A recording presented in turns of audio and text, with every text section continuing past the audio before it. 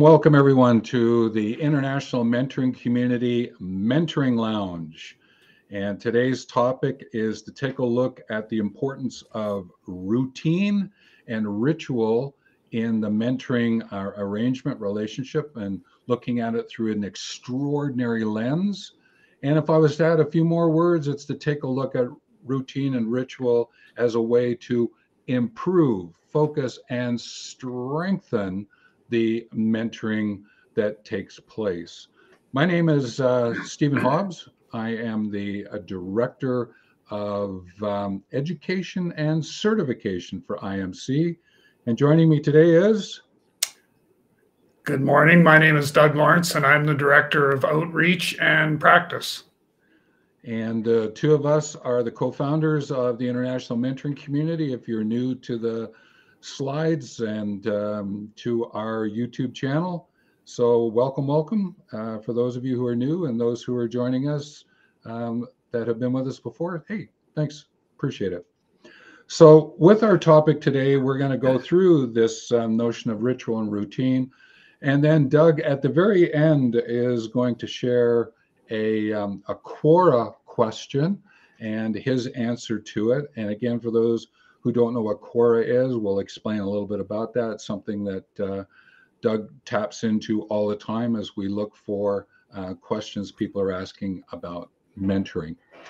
And in today's presentation, show, whichever way you want to look at it, this notion of routine and ritual is kind of an interesting topic. Last week, we looked at the notion of what is the effects of overwhelm and underwhelm.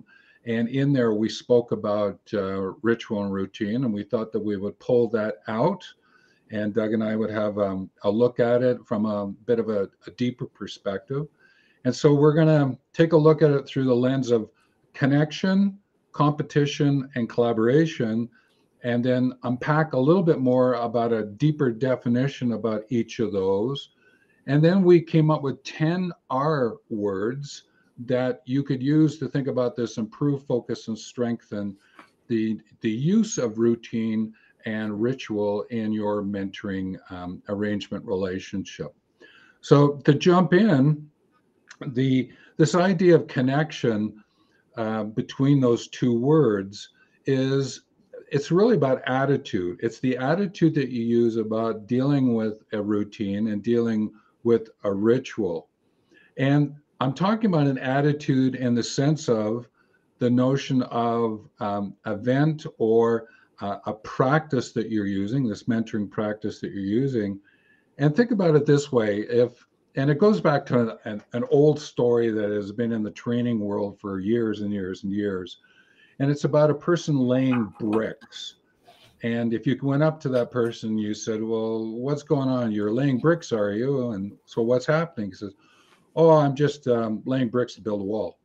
And you go over to another bricklayer and you say, well, what's happening? You're laying bricks. He says, oh, no, I'm laying bricks to build a cathedral. There's an attitude about this notion of laying the bricks, just as that there is an attitude about mentoring and the arrangement and relationship that you are bringing together. And I'm certainly not sharing with you is that you're building a wall or you're building a cathedral. Mentoring has its own subject matter and practices to go with it. It's just using it as a bit of a mentor. So there is something about the attitude of routine and ritual. Another way to look at it is from a competition point of view, is that there is effort associated with routine and ritual. And it's about setting them up so that they are both of use in mentoring. And both of them help you make a point, and they invite considerations to get you into the mentoring so that it's of service to both. But a little bit like the attitude, there's this sense that this competition is, and I'll share it this way, ritual has a little bit more feelings associated with it than routine. It's not to say that, there's no feelings in routine. I'm not saying that, but we tend to be able to, we can bring the feelings out with rituals in support of mentoring. And we're going to unpack that and look at that a little bit more with some examples. But this notion of the collaboration of routine and ritual, I believe that both of them are of value because you're looking at ways to spice up the mentoring, or else it does start to feel like it's just a routine I'm going through, and rituals help you. But with some routines, they do spice it up. They get you thinking about things and helping out. But when you bring the ritual aspect to it, it just seems to really liven up the stew. It brings some more tastes into that stew. And it's really bringing to life more of this arrangement, relationship, connection as you bring more ritual in. So having said that, I want to give you a practical example, all right? And it happened to me this morning. And it comes from the perspective of walking the dog. From a routine point of view, around 10 to 7 o'clock in the morning, I take the dog for a walk, and it's usually a 20-minute walk. I get dressed up, out the door, and off I go. Okay, 20 minutes later, I'm back, done everything, feed the dog, water the dog, and it's done. But there are days when I shift up that routine and I go, how can I make it just a little bit different? And one of the things that I do is I go, okay, what's the weather today? Oh, okay, I can wear shorts this morning.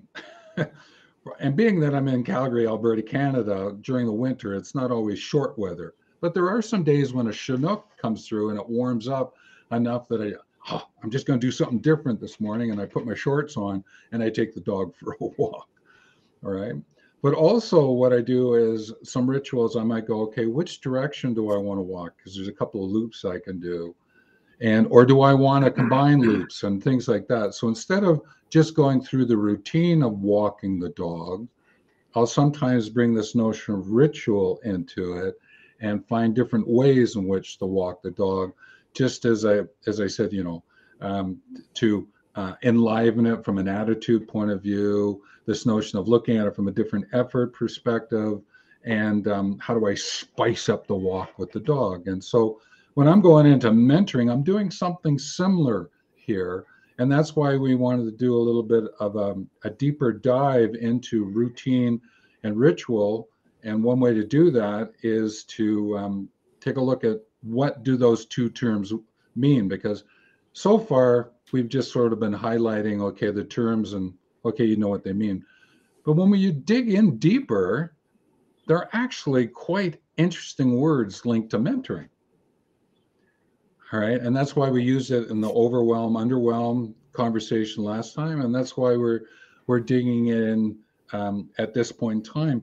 But Doug, from an overall point of view, when you think about routine and ritual, is there any story that you would want to share that shows the combination of those from your deep practice perspective?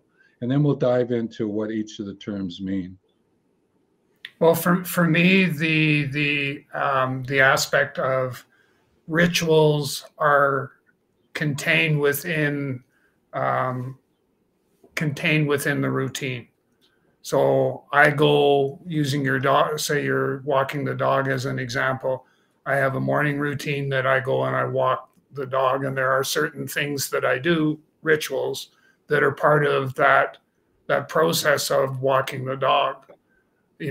Maybe we stop here for the dog to go to the washroom, or we go here, or we do this, or we do that, but it's all contained within that routine.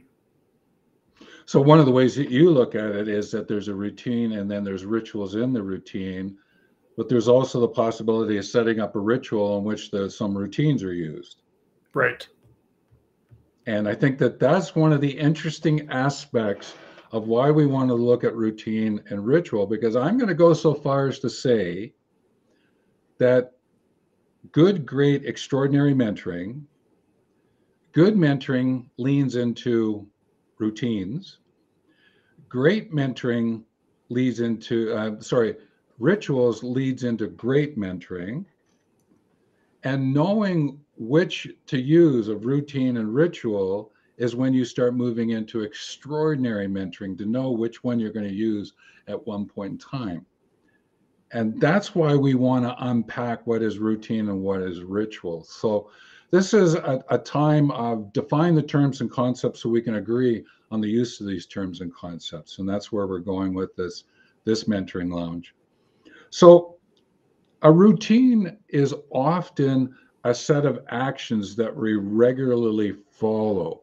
There's a certain fixedness to them, okay? It's sort of like writing in the mentoring logbook after the mentoring session. There's a certain, that's a routine that if you do, all right, then that helps you. I know that there are some mentors who might have to do a couple of mentoring back to back and they might write their notes later. But there is a routine. It's not like, oh, I'll write them in my mentoring log, a couple of weeks from now when I remember. No, the routine is you go in, get your notes in your mentoring log so that they're fresh and they're ready to go. So in some ways, there's a consistency to a routine. All right. And there is an intentionality of attempting to get to the same result. Like writing into my mentoring log book is to have the notes so that they're there. There's a same result that starts to flow there. And it has a bit of a flavor of the how to the who. So when you're doing routines, is how am I going to be doing my mentoring as I'm interacting with the mentee to build up the relationship? There's certain things that I've got to do, and like open up the mentoring to get things up and going, especially at the beginning. But as Doug and I will share, after a while, the mentee can be doing the opening up, and then the mentee can take over some of the routines and do it that way. That's what is so beautiful about mentoring that we both like. I'm going to use the concept of rhythm here. Is often routines have a bit of a similar rhythm, like, okay, end of the meeting, right into my notebook. Every time we get together, there's a rhythm of opening it up, right, and closing it down. There's a certain rhythm that goes with it, a similar rhythm. And there is an element of autopilot to just do it, okay?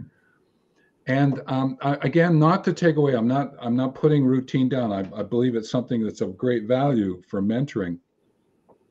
So let me give another example, because people look for examples, and to share with you is you wake up in the morning, get out of bed, and get into the day. There's a certain routine. You wake up, get dressed, or you take a shower.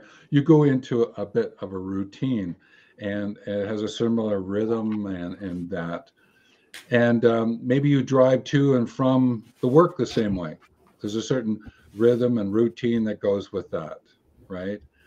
Maybe from a mentoring point of view, you meet in the same place and you sit in the same seats, or orient so that you are, there's a similarity, there's a rhythm there.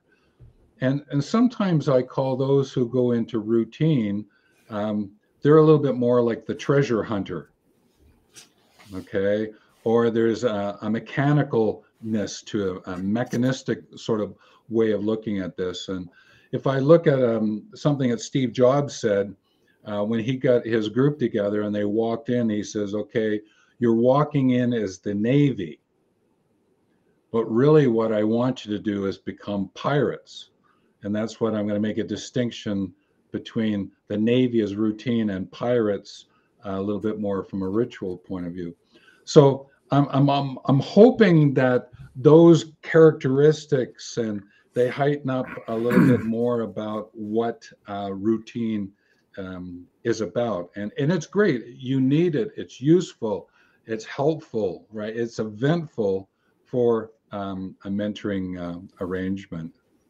And would you see ritual as something that must happen versus routine is something that might happen? It's not as it's not the end of the day if I forget to do something that is normally routine, but if I have a ritual. And I was thinking of your example of meeting your mentee in the same place. So I have a spot I take, in particular one mentee. I always take them to, if I can get there, I always like to take them to that spot because it's a park, it's an open area. You have, wildlife and all that sort of stuff, and it helps create that place of solitude and safety versus, if that was a routine and something I might want to go in a different direction. But if it's a ritual and I do it for a particular reason, then does it then become a must do? And versus the routine would be kind of, if it happens, so to speak. It's an interesting take. I would do a slight variation there. The routine is that you're going to meet in that coffee shop, but I bet you go through different interactions with that place, that park. Do you always go back to the same place? With that one person, yes. Yeah, the same seats, the same benches, the same, or just different places in that park? Different places in the park. And sometimes if the weather is not the greatest, we stay in the vehicle. Yeah. So the routine would be as you're going to the park, that makes sense because it has a certain rhythm. But the rituals as you go sit in different places, all right, that's the connection that I would be making and do a slight variation of it, okay? But the notion is that you have created a ritual for that person because you want to go to a place that is very different, but it has a routine aspect. And that's what makes it extraordinary for you because of your deep practice. And that's why I wanted to make the distinction is the routine is good. It's good that you take that person to that place, right?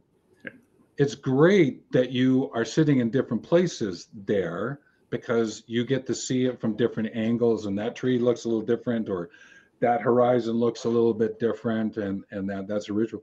But because you know enough to combine those from a deep practice point of view, that's what makes you extraordinary. Does that help in terms of making that connection? Yeah, it does. Yeah, so there was a slight variation that I would make in just the use of the words there in that example, okay? As I'm trying to unfold it here, okay? So I think that brings up what's helpful here is this notion of ritual, right? It's sort of the actions that you're taking that has a little bit of a celebration to them. There's a certain variableness, and that's why you went to different places in the park, and then you go to the park. So the comparisons, okay. And with this ritual component, is that your understanding is something's happening around you, and you got to shift it up a little bit. Okay, and that you're going to weave that shifting into the mentoring, okay, because there's a lot of people who are great mentors, right? And what they do is the greatness comes because they might shift up a little bit by going to the same place, but it's the conversation points, right? But because you're using a completely different setting, it actually moves you up more towards the extraordinary component, and that's why you use routine and ritual. You don't take one over the other. They're both needed for what it is that needs to take place. And sometimes I think of this ritual is playing around with something that might have to do with time or seasons, just as an example, okay? And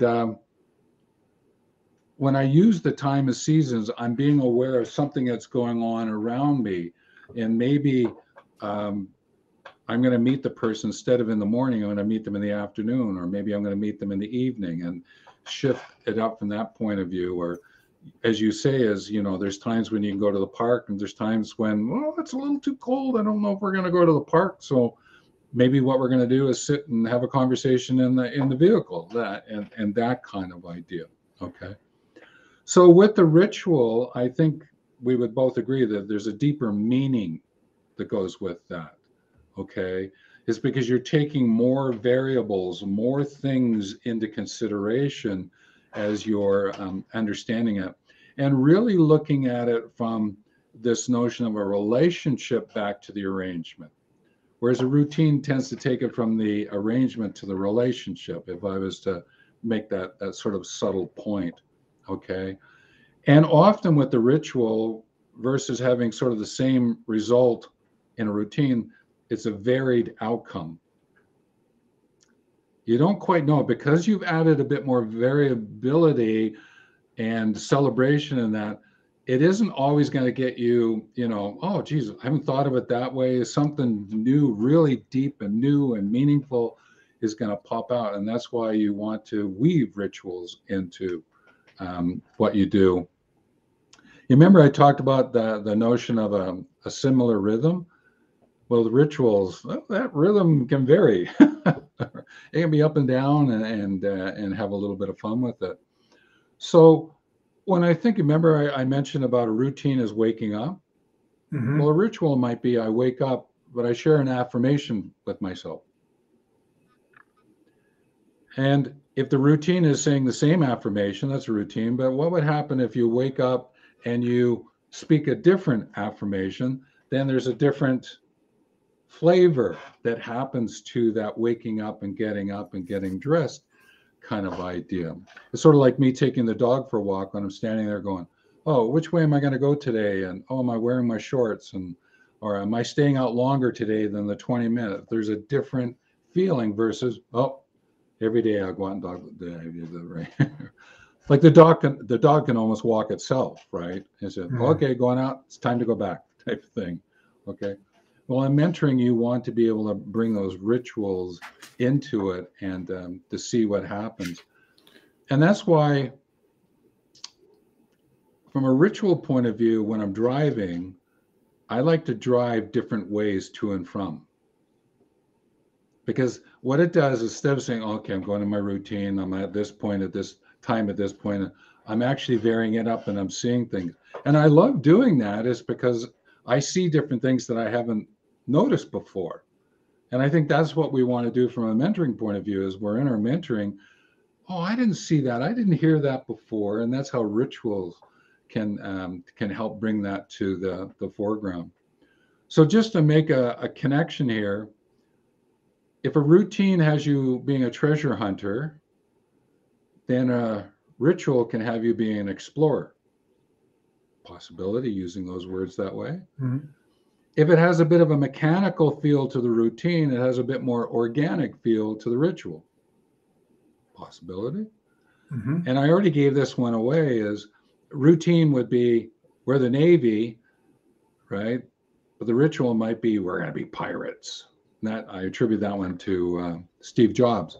He had that as a leadership workshop when he invited people in and gave them all T-shirts that said, you're pirates, not the Navy.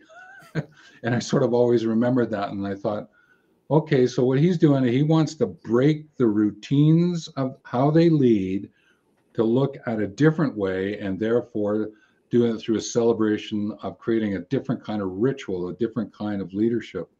And that's how we have to look at it as we serve as mentors. So is there a spiritual connection to routine and ritual?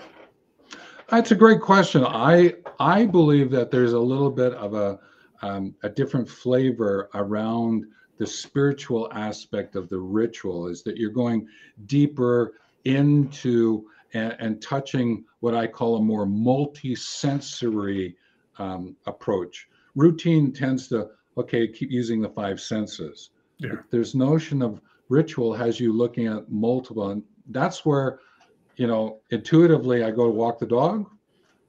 Which way am I going to go today, right? Mm-hmm. In mentoring, maybe intuitively something says, oh no, I think I'm going to have to create a slightly different interaction with the person because of the relationship I want to nurture, and it has a little bit more of a spiritual connection. You know what? I think, Doug, maybe one of our next shows might be, let's take a look at the connection between spirituality and mentoring. How's that one? That might be a great topic. Yeah, and invite other people again to to share their thoughts about it, because I think there's something there. I think another word to bring in there is the notion of the soul, the soul Yeah. and spiritual perspective. So let's do that in another show. I think that'd be great. Yeah. Okay. But with the routine and ritual, someone asked me at another program one time before, and they said, hey, listen, what's this thing about habit? And I go, oh, okay, well, habit is a little bit more from a non-conscious, it's just behavior-based, it's just something that you do. It doesn't require any special effort. A routine still requires you to be conscious enough about what you're doing. Ritual really encourages you to take a look at what's helping, from a more like a felt perspective, getting the feelings really into there. And so something like what some people do is they might say a habit is my journaling. So as a mentor, I might journal more about what's going on, okay? Or for those of us who don't do it, this is a great habit to get in, and I have to keep remembering, get away from your screen 30 minutes before you go to sleep. Some days I keep forgetting that, and I basically, okay, I'll finish up this, and then I sort of head off to snooze land, and I've got to remember to think about things like this, right? And that's where, okay, to get it to be a habit, I need to make it a routine to think about it, and then it becomes a habit, and then I go from there. So again, I just wanted to bring out the notion of the possibility of linking routine to good mentoring, ritual to great mentoring, knowing which of the two to use at what point in time, or a combination, and they're turning on themselves is when you get into being extraordinary. So I think what might help is if we look at this routine and ritual through 10 words. And again, we can dig into each one of these deeper and deeper, and there's other shows that we might get into. Like, for example, one I'm going to talk about is resilience. Well, we could really get into resilience and this notion of mentoring, but let me just give you the 10 and jump in. And I've said to Doug, hey, listen, you got a good example, just jump in there, and he knows. So we're just going to sort of go back and forth here a little bit at times. So from a resilience point of view, I know resilience is the following, is that you might find yourself in an upset, some people call it crisis, and you have to grow through it, and you enter in and you have to find a way through. Sometimes people talk about, well, there's a bit of a dip that goes there. So you're finding your way through, and you go, okay, I'm going to end up somewhere, but from a resilience point of view, can I end up somewhere better than when I went into it? Okay, so I have a better situation. And what I would also add, resilience encourages you to not to go into dysfunction as you're finding your way. That's really important. A lot of people don't add that piece to it, right? They just see resilience, oh, I'll just go through it. I'll get to the other side in a better place. No, you also got to think resilience. Don't go into finding your way into dysfunction.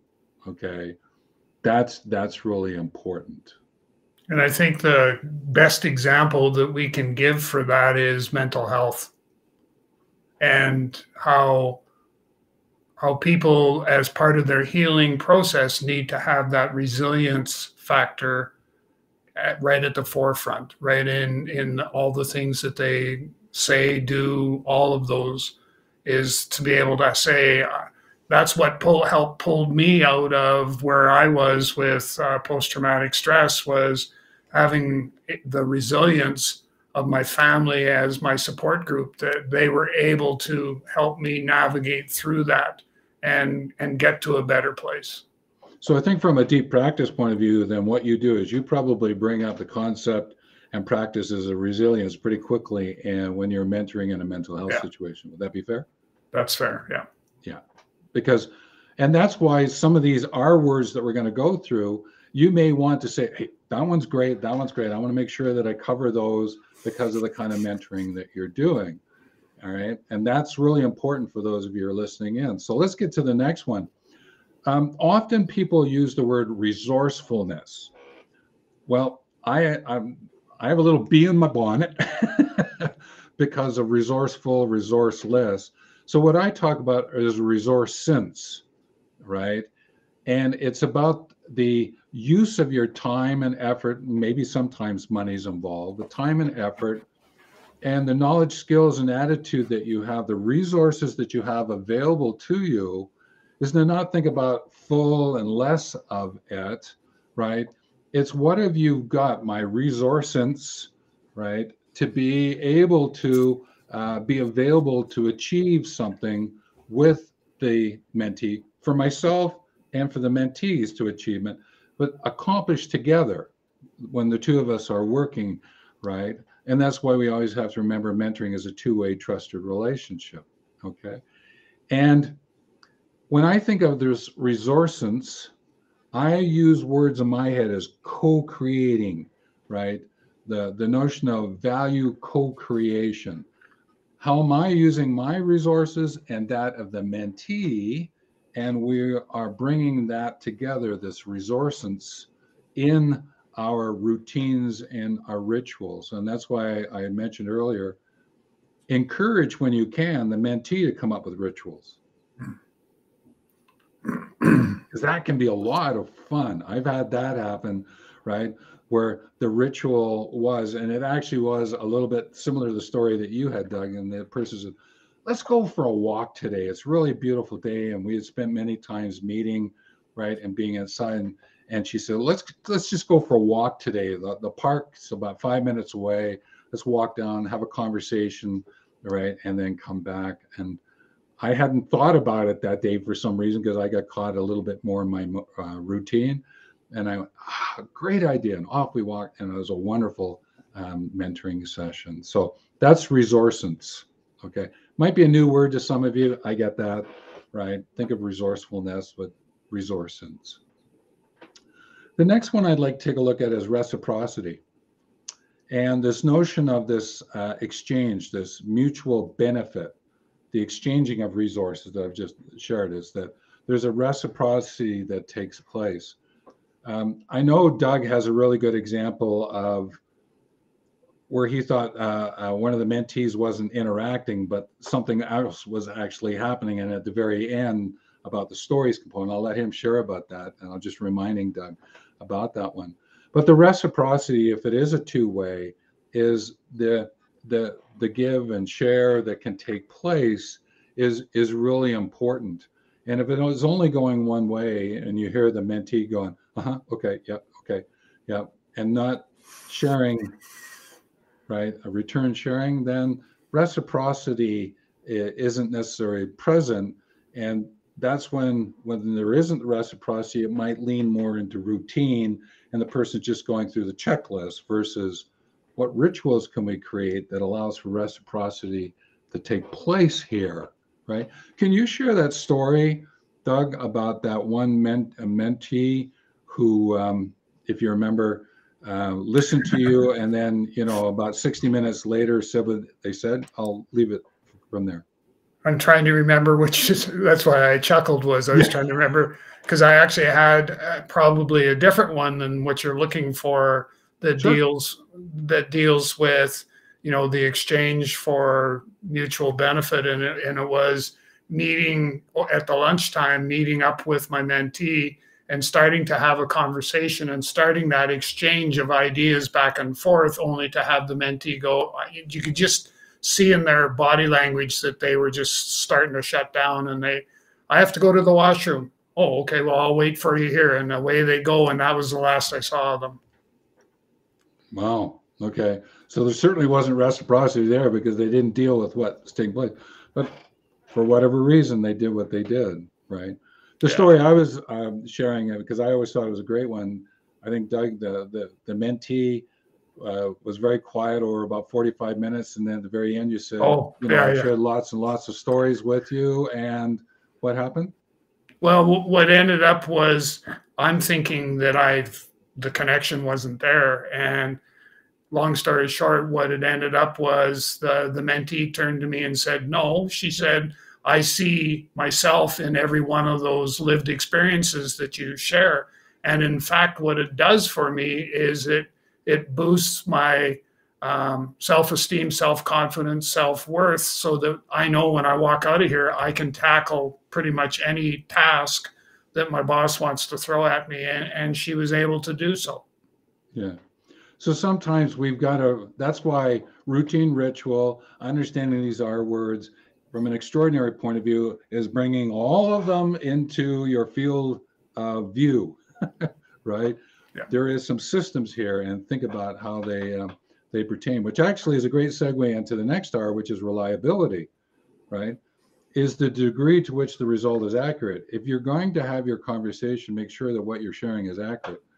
One of the great words we used last week was fluffy wuffy stuff, right?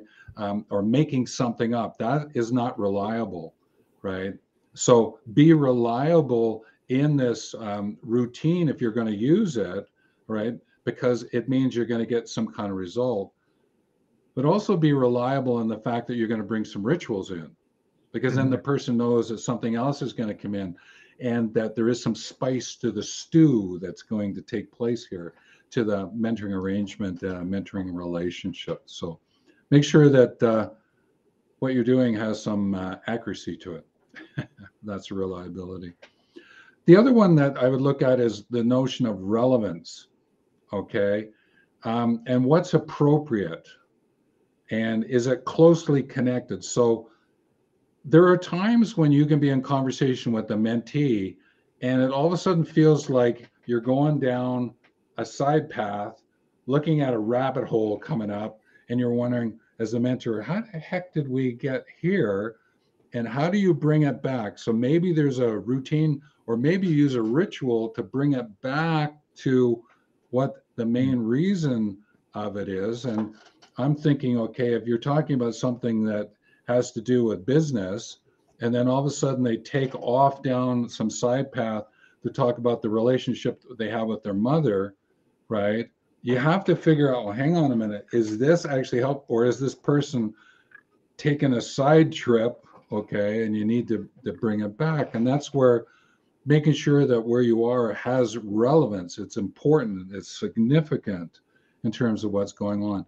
And is the routine relevant? Is the ritual that you're going to bring in relevant? Okay. And I know sometimes mentors who first start off think, oh, okay, what ritual can I bring in? They bring something in, it doesn't quite work, and they go, well, I'm not going to do a ritual again, kind of idea, right? When it's, well, sometimes it ain't going to work at first, because you've got to build up your rhythm with this, but keep it going. So I just wanted to mention relevance. And I think to tie into that would be relatability. Is so when, especially when I'm sharing my lived experience, I want to make sure that the experience I'm sharing is relatable.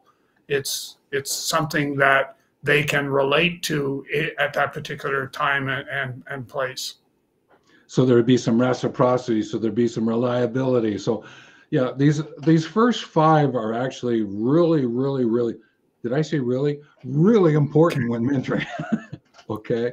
Because resilience, resourcence, reciprocity, reliability, and relevance, really keep those to the forefront, those five to the forefront.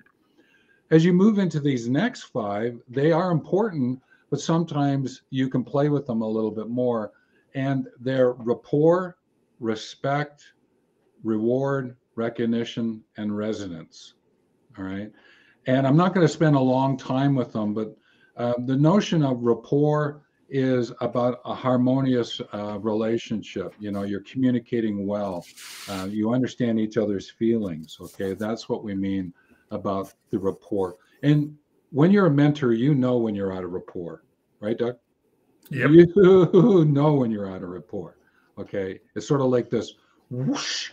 Oh, hang on a minute, what's going on here? So that's the rapport part. The respect part is when you're feeling the admiration because of the abilities, and a little bit more of this might come from the mentee to you as the mentor. But don't give up on the respect aspect that you have for the mentee, because the respect for them for asking you, okay, and being able to, wow, you have abilities here and qualities and achievements, but you need a little bit of assistance, and being respecting of them, all right, and paying attention to that person, right? There's something to be said to respect your mentee, just as you know the mentee is probably probably respecting you because they asked to get involved with you. Okay. The next one is reward and recognition. They sort of come together, okay, but I'm separating them up just a little bit. Reward, I think of reward as a little bit of something that's from the outside in, right? It's the plaque of the week, that kind of idea. There's something tangible that's given to you. You see the result, and it sort of comes from the outside into you. Where recognition is sort of an acknowledgement of something, and you feel it. It's the inside out, and someone has just simply said thank you. You've internalized it, right? And they see you as a person. So reward is something, okay, that's given to you. It's coming from the outside in, all right? And the notion of recognition. So from a routine point of view or a ritual point of view, the ritual might be something that's connecting to that person, and you see them, and it's a way of saying thank you to them, all right? Routine might be as, okay, here's something we want to do a little bit different, so that what we can do is give you a reward for what you've done, okay? And I'm not saying, buying the person coffee is a reward, right? Because of the mentoring arrangement. That might be just simply a courtesy, and I'll let the mentee do something that's similar, and it's sort of back and forth. And that's where you might get into the reciprocity. So I've talked about rapport, respect, reward, and recognition, okay, as four. And we've got the fifth one, which is resonance. Now, this one is kind of an interesting one because I bring it back to the word being, a phrase, being natural. Whew. There's sometimes I've been with mentees, and I swear they are not being natural. There's something else. There's masks, and I'm just not resonating with them. I'm not sharing what I call the hum. We seem to be at odds with each other. And that might be at the very beginning, and then through some conversation, a lot of that will disappear. But if there's the hum's not there, we're not clicking, there doesn't feel like there's this naturalness, I know that I have to figure out what's going on, because I can't let that keep going on, right, from a mentoring point of view. So I'm looking at the notion of the resonance. And sometimes I'll use a ritual more than a routine to get at that. And I'll just say, what's happening for you, well, walk me through what's taking place. Okay, just share a little bit more than sort of saying, what's going on with you? It's walk me through it, right? I might use a phrase like that has a little bit more ritual to it, leaving it open for them to get at it, so that I can start to figure out maybe what's blocking the naturalness, or why is the mask there. So again, relevance, rapport, respect, reward, I gave rapport, respect, reward, recognition, and resonance, right? They're important. And I know Doug, from his own deep practice, right, he wouldn't say no to any of these, right, Doug? That's right. Yeah. And we have talks about these every once in a while. And each one of these we could go into much deeper, right? If you look at reward and recognition with a mentoring in the workplace program, is the mentoring that's been given a reward or a recognition for the person because they've been assigned, versus going at it naturally? So there's lots of ways to look at this, right? Mentoring in the workplace, is it a routine? Is it a ritual, right? Or is it a combination? How's it being looked at, right? And that's why we use the term mentoring for the workplace rather than mentoring in the workplace, as a way to distinguish it. Is there anything that strikes you as being really important, or you have another story to share, Doug, about any of these R words before we go over to the core question? I don't think so. I think we've covered it off. Yeah. I think what we're trying to do is look at it from lots of different points of view. And again, I would just reiterate, the notion of routine has a good flavor. Hey, useful. Ritual has a little bit of a greater flavor because you're bringing a little bit more of the feltness, the heartfeltness into it. And extraordinary is, whoa, how can I weave these together without making a routine or a ritual a weakness. That's important, right? Sometimes you can overdo something and can get into some difficulty. Well, noticing time, Doug, I think, getting close here, but I thought the core question you are bringing today is apropos to this topic of routine and ritual. And the question is, what is it like being a mentor? and Doug gets to answer this one. But just place, what is Quora, in case someone doesn't know what Quora is, and then go ahead and answer the question. That'd be great. So Quora is a website where you can post questions that you may have on a number of different topics. And the topics that are, of course, of interest to me are mentoring and business mentoring. And I get some of the other ones as well, just because of the way I respond to. But for the most part, it's all my responses are mentoring focused. Great. So what's it like being a mentor, Doug? So my response to that was, for me, it has been a life-changing experience as I've grown just as much as the people I spend time with in a mentoring relationship. Seeing the growth in someone else is the most rewarding experience that you could ask for. Whether I am a mentor, a great mentor, or an extraordinary mentor, what I put into the relationship, I will certainly get back and then some. I have found that I'm a better communicator as a result of being a mentor. I'm better at building and maintaining relationships as a result of being a mentor. I value trusted relationships a lot more than I ever did before. An extraordinary mentor is one that will ask you questions to guide you to the answers. They won't be telling you what the answers are, as they want to watch your critical thinking skills grow. All of these things are what my deeper, richer mentoring experience has brought me, and you need to embrace the gift of mentoring. And folks, if you ever get a chance to have a conversation with Doug about this deeper, richer practice and the gift of mentoring, I certainly encourage you to have that happen for you. Maybe one day what we'll do is we'll have a question and answer session, Doug, and people can ask you the questions, and similar to what you're doing here with Quora, and just see where it takes us and what happens and unfolds. Now, are you still, I meant to ask this, Gavi, are you still running that mentoring circle?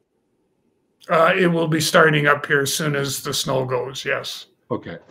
So, and that's, where does that one take place? Are you doing it online or in person? No, we'll probably go in person, and we'll go back to probably to the park I referenced earlier.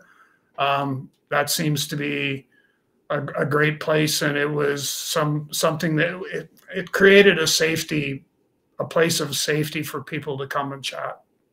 Yeah, so to let people know, if you're in Europe, Africa, Asia, Australia, South America, or anything like that, it may not be easy to drop into the park, which is in which city, Doug?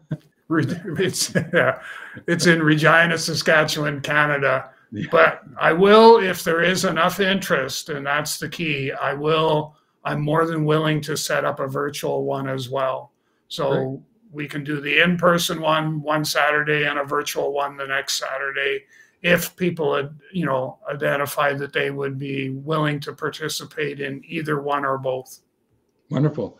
Well, and that's a great segue again into reminding you, if you're watching this, is please subscribe to the channel. All right. And if you are interested in any of what Doug is talking about in terms of the in-person or virtual, or even when I shared about, setting up a Q&A with Doug from a deeper practice point of view, hey, make note of it down in the comment section. We'd love to hear. And if you're hearing this later, you can always send us a note on our contact form on our website, and the website's in the show more notes. So let's get to a place of closing, Doug. And like everything, seeing as though I helped with the enter in, Doug always gets the opportunity to take us out. So what's your exit thought for today, Doug? That I think the most important thing is that I've shared with our listeners what it's actually like to be a mentor and what you get back in return for your investment in somebody else. And so I encourage people that are listening today to take that step and become that mentor that you know you want to be. Great. So with that, folks, again, just to remind you, Wednesdays, 10 a.m. Mountain Standard Time, Mentoring Lounge comes to you from the international mentoring community. Look forward to seeing you on the next presentation, next show. Take care, everyone. Take care.